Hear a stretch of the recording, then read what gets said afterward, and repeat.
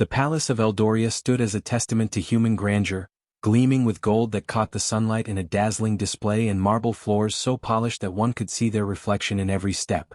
Towering columns lined the grand halls, their intricate carvings telling stories of battles, alliances, and the prosperity of generations past. Yet, for all its brilliance, there were shadows hiding in every corner, whispers in the stone, and a silent weight that no visitor could ignore. The grandeur of the palace could not entirely mask its darker truths. The unspoken cruelty, the envy that festered behind closed doors, and the memories of those who had suffered within its vast walls. Even the servants, who scurried quietly to fulfill their duties, moved with a certain caution, aware that these walls had eyes and perhaps ears, that remembered more than any living witness could recount. Within this sprawling palace lived Princess Leora, a girl whose very presence seemed to brighten the cold marble halls. She was young, barely 15, yet her demeanor carried a grace and warmth that endeared her to all. Servants paused in their chores to smile at her as she passed, and even the courtiers, often bound by duty and protocol, found themselves drawn to her laughter and kindness. Leora had a natural gift for empathy. She would kneel to comfort a crying page, share her small collection of rare fruits with the kitchen staff, and spend long hours listening to the concerns of those who had no voice in the royal court. This innate goodness made her beloved among the people, and her presence was a balm to those who walked the cold, ornate halls of Eldoria, where wealth often overshadowed compassion. But even within this warmth, shadows gathered. Queen Melia, Leora's stepmother, was a woman whose beauty was renowned throughout the kingdom. Her hair shimmered like dark silk, her eyes were sharp and calculating, and she carried herself with an elegance that could silence a room. Yet beneath that polished exterior lay a heart clouded by envy and ambition. Melia had married the king not for love but for power, and every day she felt the sting of the comparison that Leora's innocence and favor with the king provoked. Where Leora inspired admiration and gentle affection, Melia found her own insecurities mirrored, magnified, and confronted by the child's presence. She watched as the king's gaze lingered a moment too long on Leora, as his smile grew warmer when she spoke, and as courtiers whispered in her favor. Each act of kindness from Leora became a dagger in Melia's chest, and the palace, ever watchful, seemed to note the gathering storm. The walls of Eldoria themselves bore witness to the tension that twisted quietly through the grand corridors. Ancient tapestries told tales not only of triumph but of betrayal. Each crack in the marble floor seemed to hum with a memory, each ornate chandelier swayed slightly, even in the absence of wind, as if acknowledging the undercurrents of jealousy and desire within the palace. It was whispered among the servants that the stones remembered every act of injustice, every whispered insult, and every betrayal that had ever occurred within the royal residence. Though silent to the untrained ear, these walls held a knowledge of the palace's history that even the king himself could not perceive. They had watched generations rise and fall, had listened to plots woven in secrecy, and had felt the sorrow of those wronged in the shadows. Leora, blissfully unaware of the full depth of Melia's envy, continued to live with her radiant innocence. She danced lightly through the halls, her laughter echoing against the vaulted ceilings, and she greeted every person with a warmth that made the palace seem less like a monument to wealth and more like a home. Children of the court would follow her in the gardens, birds seemed to sing more brightly when she wandered past, and even the stern palace guards found themselves softened in her presence.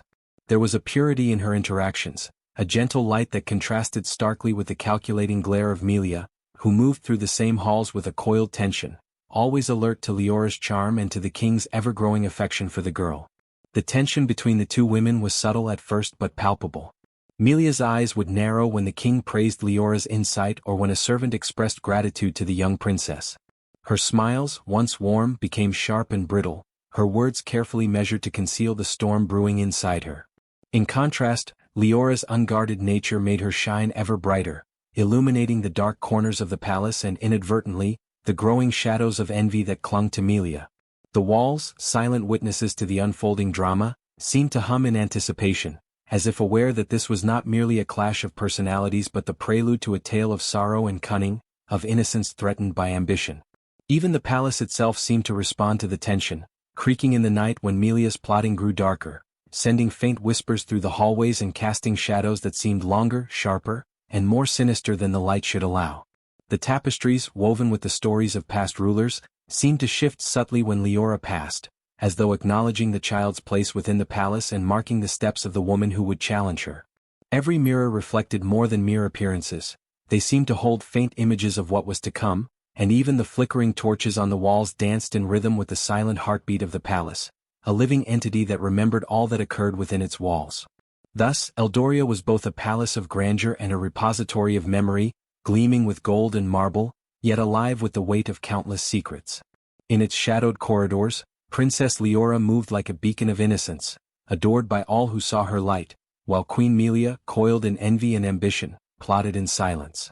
And somewhere in the quiet, the palace waited, patient and watchful, ready to preserve the memory of every injustice that would soon unfold. It was a kingdom where beauty and cruelty coexisted, and every stone and beam remembered the hearts and deeds of those who dwelled within, setting the stage for a tale that the walls themselves would never forget. The air in the forgotten attic was thick and still, carrying the scent of dust and decay, a silence so complete that every small creak of the wooden beams sounded like thunder. Moonlight filtered through cracks in the aged roof, casting slender, pale lines across the floorboards, offering the only hint of the world outside. Princess Leora, trembling and wide-eyed, sat on the cold wooden planks, her hands pressed to her chest as she tried to steady her racing heartbeat. The grandeur of the palace below, with its gleaming floors, ornate chandeliers, and bustling corridors, felt like a distant memory, a life that had been ripped from her grasp in an instant. The attic was not merely a room, it was a tomb of isolation, a place where shadows thrived and even hope seemed to shrink beneath the weight of abandonment. The first realization of her confinement struck her with a chill colder than the night air. The heavy door, locked by her stepmother Melia's deliberate hand, had no keyhole for her to manipulate, no latch to lift.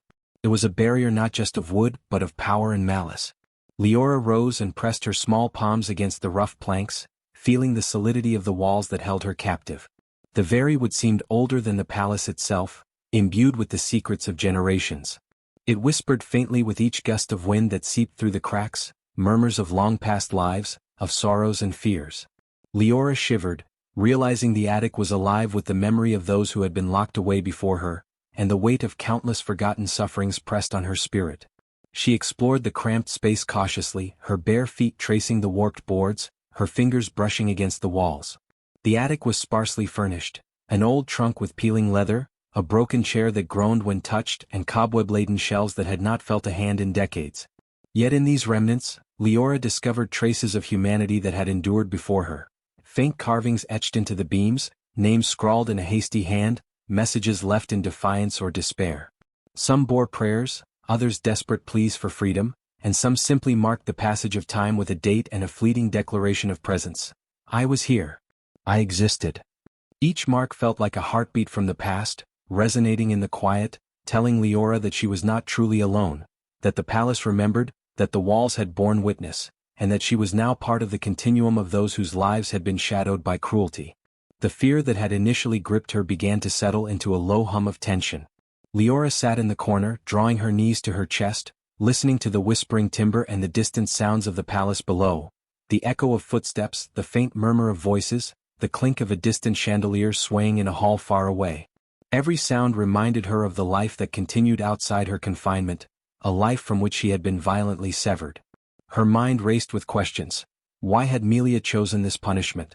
Would anyone search for her, or had the stepmother silenced even the loyal hearts of the palace staff? The moonlight slanted across the walls, illuminating one of the carvings more clearly, the letters faint but readable. Truth finds a way. Do not despair.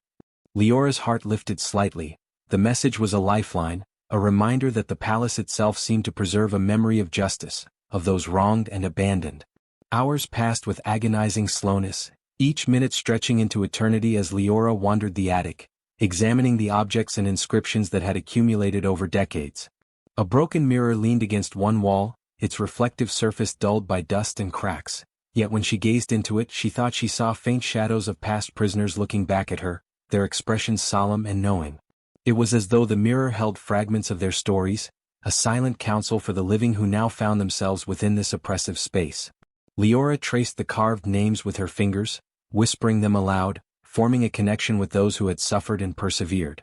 She imagined their voices, soft and encouraging, teaching her patience, resilience, and the quiet courage that came from surviving even in darkness. In the attic's far corner she discovered a faded journal, its pages brittle but legible. The entries told tales of other children, servants, and forgotten heirs who had been imprisoned within Eldoria's walls, victims of ambition, jealousy, or political machinations.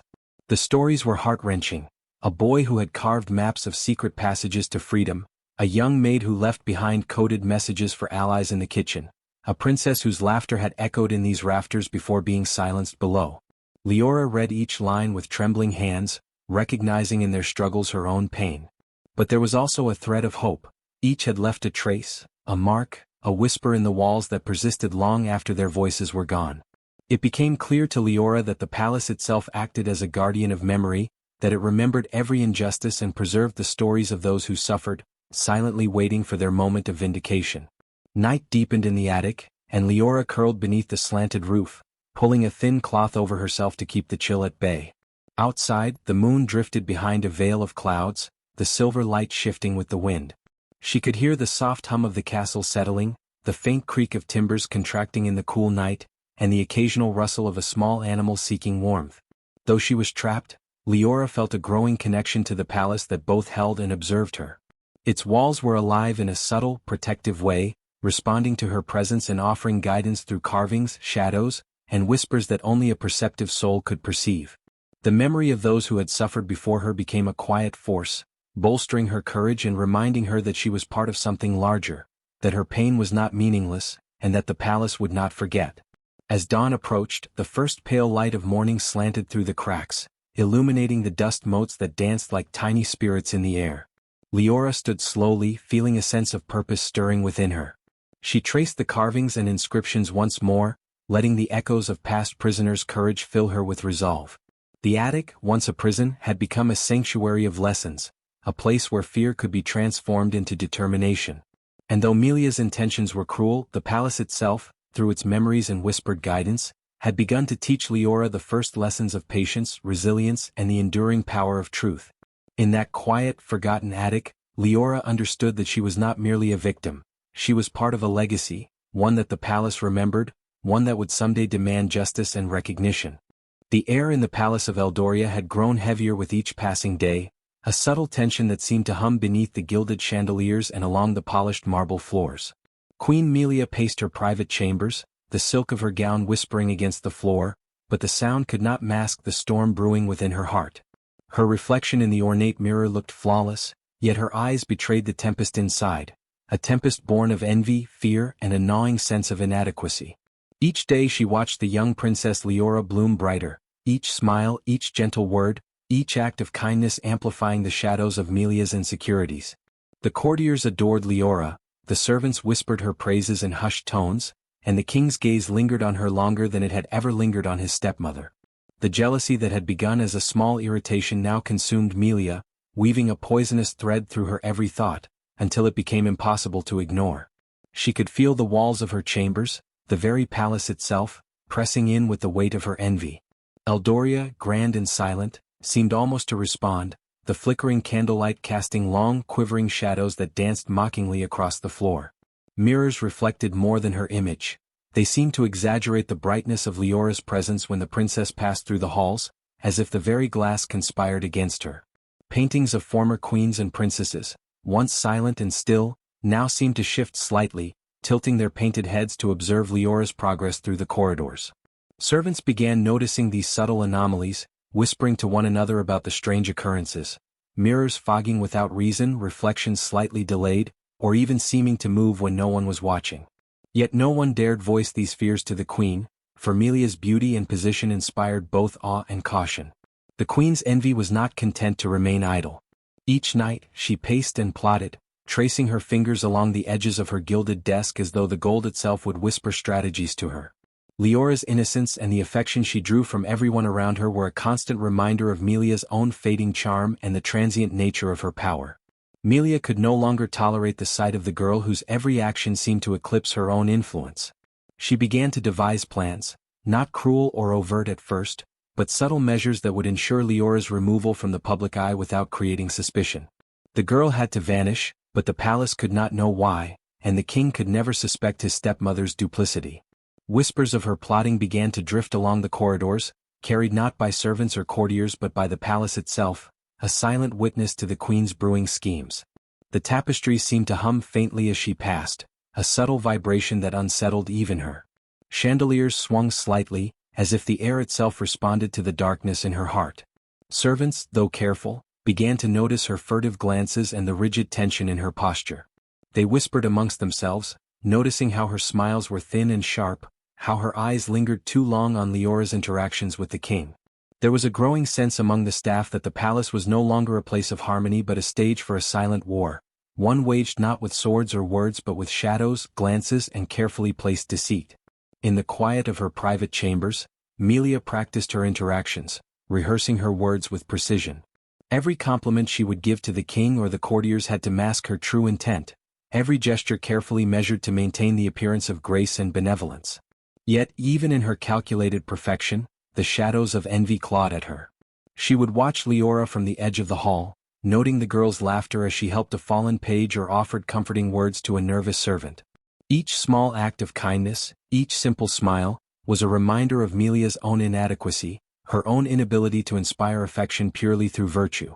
The more Leora thrived, the more Melia's envy festered, until it became an obsession, dictating her every thought and shaping the very way she moved through the palace. The palace, patient and knowing, observed this unfolding drama with quiet judgment. Mirrors reflected the tension, catching the flicker of Melia's anger and the gentle glow of Leora's innocence. Paintings of ancestors seemed to lean ever so slightly toward the young princess, as if acknowledging the rightful favor she held in the eyes of those who had walked these halls before. Even the tapestries and ornate woodwork seemed to whisper among themselves, faintly, as if the palace remembered every injustice that had ever been committed and could sense the brewing storm of betrayal and envy within its walls. The servants, though fearful, began to notice that the palace itself seemed to protect the girl in subtle ways, a flicker of candlelight to warn her of approaching danger, a creak in the floorboards signaling an unseen observer, the shadows lengthening to provide cover. Melia's plotting became more intricate with each passing day. She considered the old hidden passageways that twisted beneath the palace, the sealed doors in the east wing, and the attics that no one dared enter. Each secret corner became a tool, a potential hiding place for Leora or a trap to be set, depending on the queen's will. She studied the routines of the servants, the king's habits, and the young princess's daily movements, mapping a plan with meticulous care.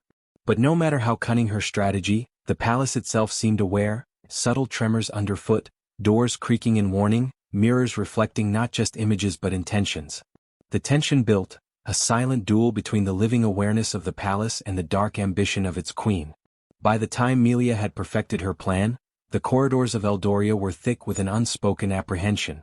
Leora moved through the halls unaware, radiating warmth and light that contrasted sharply with the cold, calculating envy of her stepmother. Servants and courtiers, sensitive to the subtle disturbances in mirrors and paintings, began to feel the weight of the palace's memory pressing upon them, reminding them that the walls had always seen, always remembered. And somewhere, deep within the shadowed corners of the palace, the ancient pulse of Eldoria throbbed quietly, patient and watchful, a silent arbiter waiting to see how the story of jealousy, innocence and ambition would unfold. The whisper of envy had taken root, and the palace knew that soon, all would be revealed. Night fell over the palace of Eldoria like a heavy velvet curtain, silencing the bustling corridors and settling a hush over the gilded halls. In the attic, Leora lay on the cold wooden floor, her eyes wide in the darkness, listening. At first, it was only the ordinary sounds of the palace settling, the faint creak of the timbers, the soft flutter of bats in the rafters, the occasional sigh of wind through narrow cracks. But slowly the ordinary sounds began to shift. There were whispers, soft and deliberate, threading through the shadows and curling around the beams. At first, Leora thought she imagined them, a trick of exhaustion or fear. Yet as the whispers grew clearer, she realized they were calling her name, Leora. Leora, gentle, melodic, yet urgent. Her heart skipped, a mix of awe and terror, as she realized the voices were not of people, but of the walls themselves, the very palace around her breathing, remembering, and speaking. The whispers were not random, they spoke in rhythm with her thoughts, echoing her own memories back at her in a voice that was somehow both familiar and ethereal. Leora, you helped the gardener's child? Leora, you shared your meal with the tired cook. Leora, you comforted the page when he cried in the hall?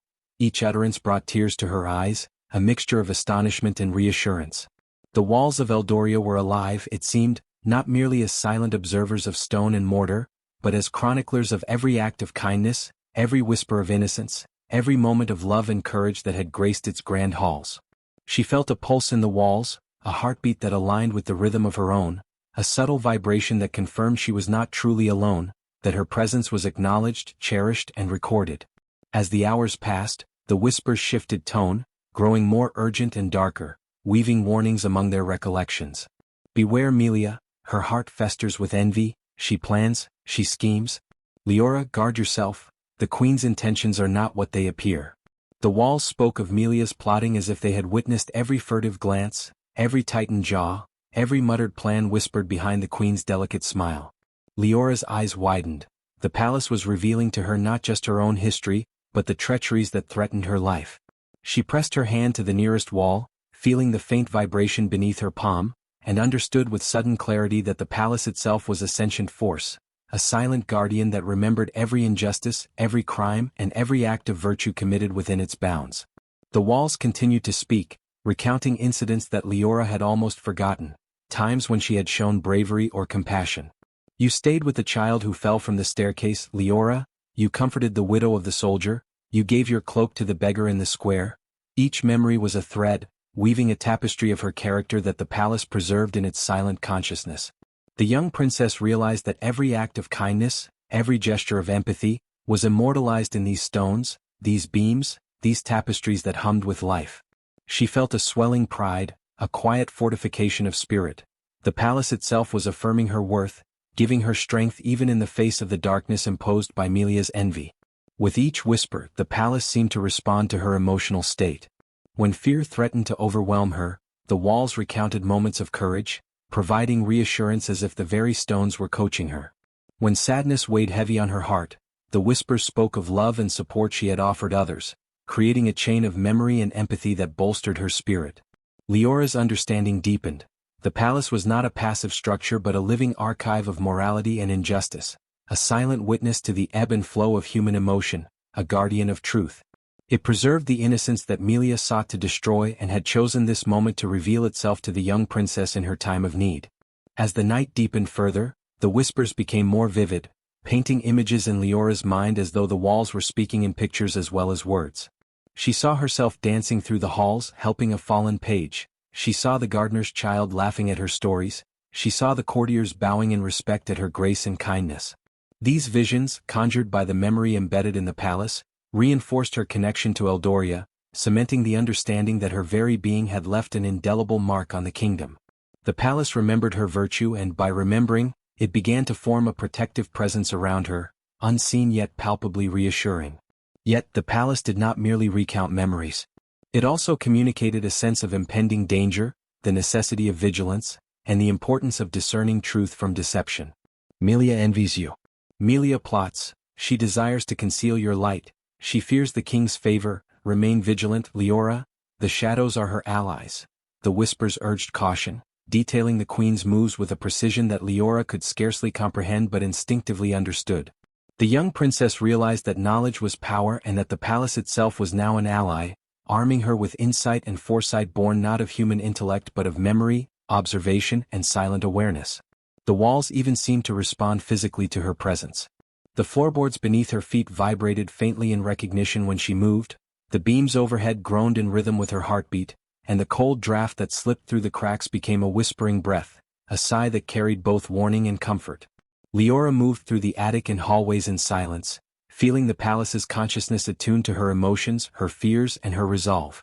It was as though the very fabric of Eldoria had awakened for her, aligning its memories, its warnings, and its protections around her fragile human frame. By the time the first hints of dawn touched the palace towers, Leora's understanding had deepened profoundly. She realized that her fear and isolation, though intense, were tempered by the palace's sentient presence. The walls, mirrors, and beams, all had borne witness to her kindness and courage, all had recognized Melia's treachery, and all were poised to ensure that the truth would not be silenced. The whispers subsided as morning light spilled across the marble halls, but their lesson remained embedded in Leora's heart. The palace remembered, the palace protected, and no act of injustice, no matter how deeply hidden, could escape the silent, eternal awareness of Eldoria. In that quiet moment, Leora understood the power of the place that had once seemed a prison. The palace walls, alive with memory and conscience, had become her allies. And though Melia's envy continued to thicken like a shadow in the outer halls, Leora felt a strength she had never known, a reassurance that she was not truly alone. The voices of the walls, soft yet unwavering, had revealed a truth as enduring as the palace itself, that the innocent and the kind would always be remembered, that injustice would never go unnoticed, and that within Eldoria's golden halls, every act of virtue and cruelty was eternally recorded, waiting for the day when justice would rise. The palace of Eldoria had never been so quiet yet so alive with undercurrents of tension and fear. Melia moved through the gilded halls with calculated grace, her beauty a mask that concealed a mind sharpened by envy and ambition. She had orchestrated Leora's removal with meticulous care, locking the young princess away in the forgotten attic and ensuring that no loyal servant could speak of her whereabouts. With Leora absent and the king blissfully unaware, Melia's influence over the court grew unchecked, like a shadow stretching over the golden floors and marble pillars. Every glance she cast, every word she uttered, was a tool of manipulation, a subtle chisel carving the perception of power and loyalty among the courtiers. At first, her triumph was quiet, almost imperceptible. Servants whispered among themselves, wary eyes darting toward her as she passed. She smiled, soft and serene, letting them believe her benevolent while subtly undermining any who dared show loyalty to the missing princess. A cup of wine here, a carefully planted rumor there, and the seeds of mistrust spread like creeping ivy along the palace walls. Melia understood the power of perception. Control the narrative and you control the kingdom. She painted herself as a grieving stepmother, concerned for her own safety and the stability of the court, all the while erasing Leora from memory, as though the princess had never existed. Her cruelty, however, was not limited to whispers and manipulation. Those who dared defy her found themselves the targets of subtle punishments that left no overt evidence but delivered unmistakable pain. A loyal servant might find a cherished vase broken after they had voiced concern for Leora. Another might be assigned endless, exhausting tasks with no reprieve. Melia's power grew not just from fear, but from the perception that resistance was futile. The courtiers, already uncertain in the absence of the princess and lulled into trust by her radiant facade, began to obey instinctively, leaving her dominance unquestioned. In the privacy of her chambers, Melia would often gaze at her reflection in the mirrors that adorned the walls, the very mirrors that had once reflected Leora's innocence and joy. Now they reflected only her power and beauty, or so she believed.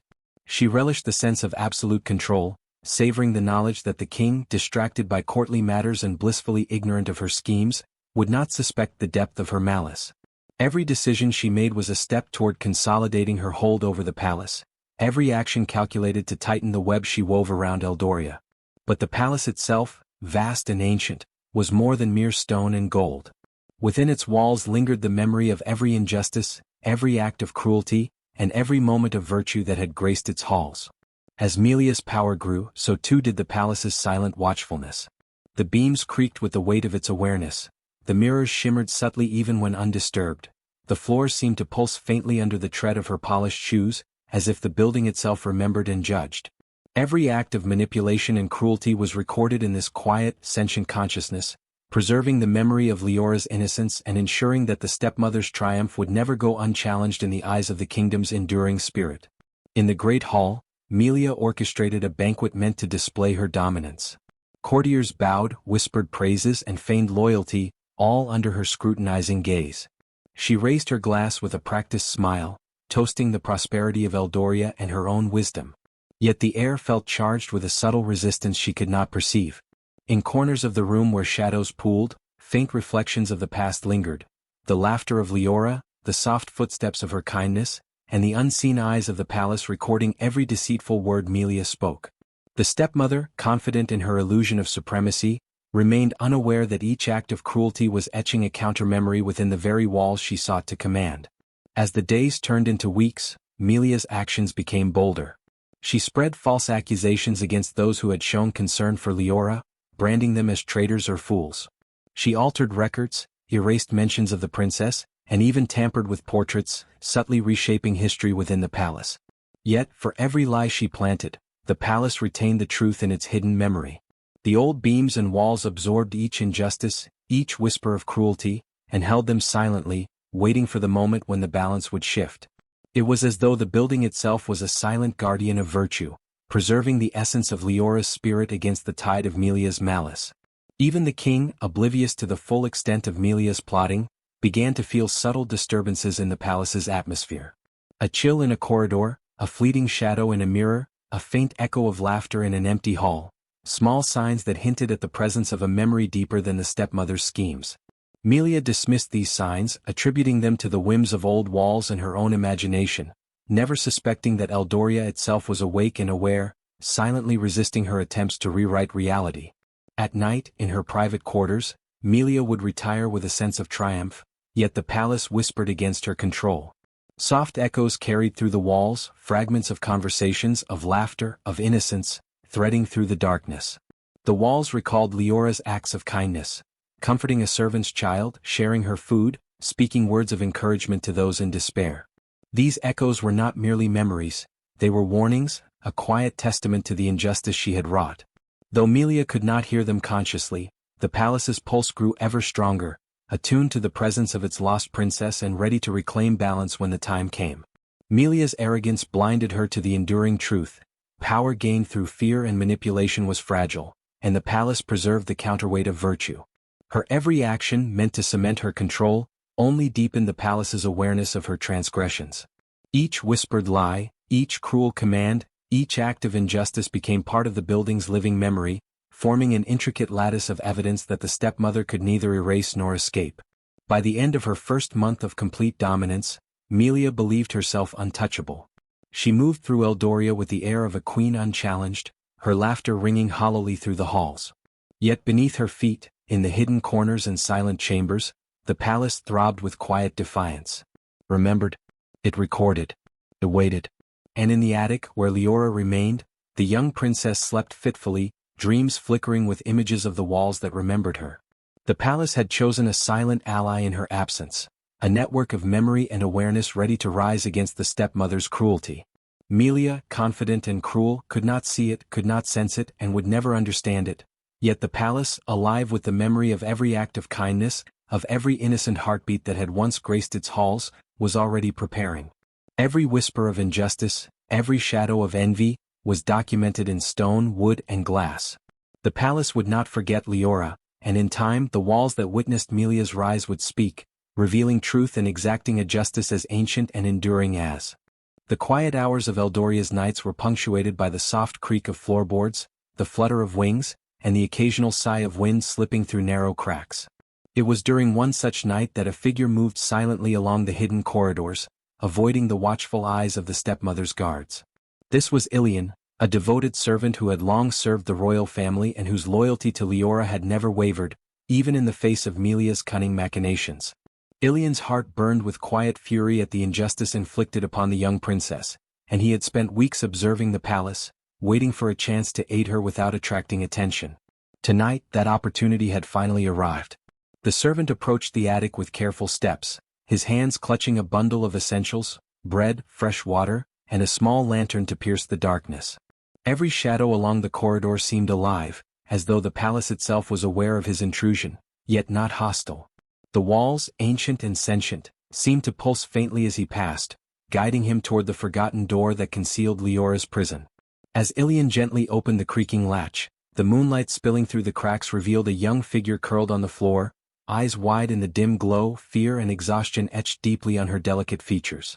"Princess Leora," he whispered softly, his voice trembling with both caution and relief. "It is Ilian. I have come to help you." Leora's eyes widened at the sight of the loyal servant. For the first time in weeks, she felt the tight knot of isolation ease slightly. The attic, though dark and oppressive, seemed to respond to the presence of another, as if the palace itself acknowledged the moment. The whispers she had grown accustomed to, the murmurs echoing through the walls recounting her acts of kindness and warning her of Melia's treachery, shifted subtly, carrying encouragement. "Trust him, he is loyal, the path to freedom begins here." The walls had chosen to aid her indirectly, guiding her thoughts, fortifying her resolve, and strengthening her courage with every breath. Ilian knelt beside Leora, setting down the bundle with care. "Eat, princess," he urged. "You need strength and you are not forgotten. The palace, it remembers. I can feel it watching over you." Leora took the bread, her fingers trembling as she broke it into pieces. The taste, simple yet nourishing, grounded her in reality, a small comfort amid the darkness of the attic. She listened intently as Ilian whispered details of the outside world, how the servants continued to murmur her name in secret, how some courtiers questioned the queen's narrative, and how Melia's cruelty had not gone unnoticed. These small acts of defiance, though subtle, planted seeds of hope that grew steadily within Leora's heart. The walls, sensing the reinforcement of loyalty, seemed to respond more vividly. Cracks in the ceiling allowed faint moonlight to scatter across the floorboards, illuminating carvings and messages left by past prisoners. Shadows stretched and twisted along the beams, forming faint shapes as if to illustrate guidance and comfort. "Move here, hide there. Trust him," whispered the palace, its voice intangible yet unmistakable. Leora listened closely, her heart pounding as she absorbed both the servant's instructions and the wall's guidance. Each whisper was precise, offering subtle hints on avoiding detection and sustaining hope. For the first time since her imprisonment, Leora felt not just protected but empowered. Ilian continued to visit nightly, each time bringing food, messages and news from the palace below. He carried scraps of information about Melia's movements, the placement of guards and the routines of those loyal to the stepmother. These small insights allowed Leora to anticipate danger and plan carefully. More importantly, they reminded her that she was not alone, that even within the oppressive palace, allies remained who recognized the injustice she endured. The combination of human loyalty and the palace's silent sentience created a protective network around her, weaving together the tangible and the ethereal. One evening, as the wind howled outside and rain battered the palace windows, Ilian brought news that Melia had begun searching for hidden passages, suspecting the presence of secrets within the attic. Leora's pulse quickened, but the walls immediately responded, guiding her movements and offering reassurance. "Step lightly, pause, breathe, the shadows guard you, listen and follow," the whispers threaded through the beams and floorboards, harmonizing with Ilian's voice, creating a coordinated strategy that blended the wisdom of the palace with human cunning. Leora began to understand the extent of her advantage. The palace, though silent to Melia, actively participated in her survival, and the combination of its memory and Ilian's loyalty provided her with a formidable shield. As nights passed, their collaboration deepened. Ilian taught Leora subtle skills, how to navigate hidden passages, how to eavesdrop safely, how to convey messages to sympathetic servants. Meanwhile, the palace amplified its guidance, offering warnings when danger approached and recalling memories of Melia's previous movements and errors. Leora's confidence grew. She began to move with purpose rather than fear, guided by the twin forces of human devotion and architectural memory. She realized that survival was no longer merely about enduring isolation but about learning to work in harmony with the palace itself, turning the very walls that had witnessed her suffering into allies in her struggle. The walls also conveyed deeper truths. They reminded Leora of her intrinsic worth and of the virtues that Melia sought to suppress. "You are remembered, your kindness matters, your strength is within you, the palace waits for your moment." Each whisper fortified her resolve, transforming fear into determination, despair into strategy. Leora began to internalize the palace's guidance, moving through the attic with deliberate intent, planning small acts of resistance that could be executed when the time was right. Through this secret alliance, Leora experienced the first glimmers of freedom, even if physical escape remained impossible. She and Ilian created a system of communication. Subtle knocks, flickers of candlelight, and whispered cues transmitted between the attic and the servant passages below. These small interactions, combined with the palace's ethereal council, built a complex network of support. Leora could feel the energy of Eldoria flowing through her, amplifying her determination and connecting her to a lineage of those who had endured and resisted. As weeks turned into months, Leora's strength and understanding deepened. She learned to interpret the subtle vibrations in the walls, the faint shimmer of the mirrors, and the whispers that spoke of both history and future possibility. Ilian's nightly visits became lifelines, but the palace itself had become a teacher, a strategist, and a guardian. Leora realized that the alliance she now shared, with the loyal servant and the sentient palace, was far more powerful than any single human adversary. It was a fusion of memory, morality, and careful action that prepared her for the ultimate reckoning with Melia. By the time the first hints of spring touched the palace gardens, Leora had transformed. No longer merely a frightened girl trapped in an attic, she had become a student of Eldoria's secrets, guided by its wisdom and supported by human loyalty.